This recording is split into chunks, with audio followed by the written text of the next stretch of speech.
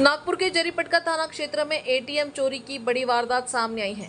Police के अनुसार पाटनकर चौक स्थित state bank of India K ATM को अज्ञात चोरों ने गैस कटर से तोड़ डाला। वारदात गुरुवार तड़के करीब 2:30 बजे के आसपास की है। एटीएम से चोरों ने कुल 8,12,400 रुपए की नकदी चोरी की। यहां घटना की जानकारी सुबह एटीएम चैनल सुपरवाइजर ने बैंक मैनेजर को दी, जिसके बाद मैनेजर ने पुलिस में इसकी शिकायत दर्ज कराई। वहीं जरीपटका पुलिस ने मामला दर्ज कर आरोपी खुंचत अहमद निसार अहमद निवासी प्रतापगढ़ उत्तर प्रदेश और उसके 4 साथियों पर भारतीय दंड संहिता की धारा के तहत मामला दर्ज किया है। वहीं पुलिस टीम ने छापेमारी के दौरान आरोपी से 17,400 रुपए की नकदी जब्त की है। मामले की जांच पुलिस उपायुक्त निकेतन कदम और वरिष्ठ अधिकारियों के मार्गदर्शन में की जा रही है। आपल्याकडे जरीपटका पोलीस स्टेशन परिमंडळ क्रमांक 5 नागपूर शहर येथे 4 तारखेला 4/9/2025 रोजी एक एटीएम डेबिट मशीन असतं, त्याची गॅस कटरच्या साहाय्याने चोरीचा प्रकार आपल्याला समजला होता सकाळच्या वेळेस। आणि ही जी चोरी आहे ही रात्री 2:30 वाजेच्या दरम्यान झालेली आहे 4 तारखेला।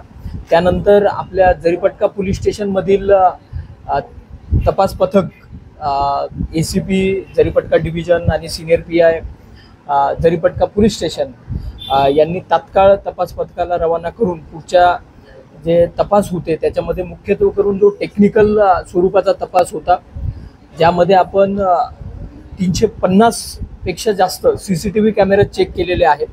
कारण रात्रीच्या वेळेस ती एक व्हाईट कलरची स्विफ्ट कार आपल्याला दिसत आहे, त्याच्यामधून हे आरोपी उतरताना दिसत होते।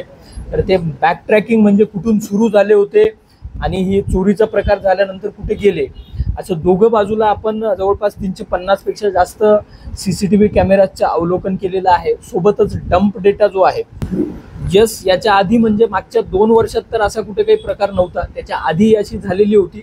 आणि आपण सर्वांनीच बऱ्याचदा हे बघितलं असेल की एटीएम मध्ये चोरी ते गॅस कटरच्या साहाय्याने, याच्यासाठी विशिष्ट भागातील काही गँग्स ऍक्टिव्ह आहेत।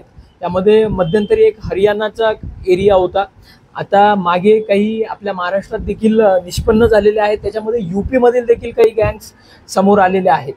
आणि आपल्या टीमने चांगलं काम केल्यामुळे ही गँग आपल्याला निष्पन्न झालेली आहे। लवकरात लवकर त्यांना आपण ताब्यात घेऊ आणि यांनी इतरही कुठे अशाच चोऱ्या केलेल्या आहेत किंवा कसे याची देखील माहिती मिळेल आणि याच्यात नक्कीच सकारात्मक अजून जास्त डिटेक्शन आपले होतील अशी आम्हाला खात्री आहे।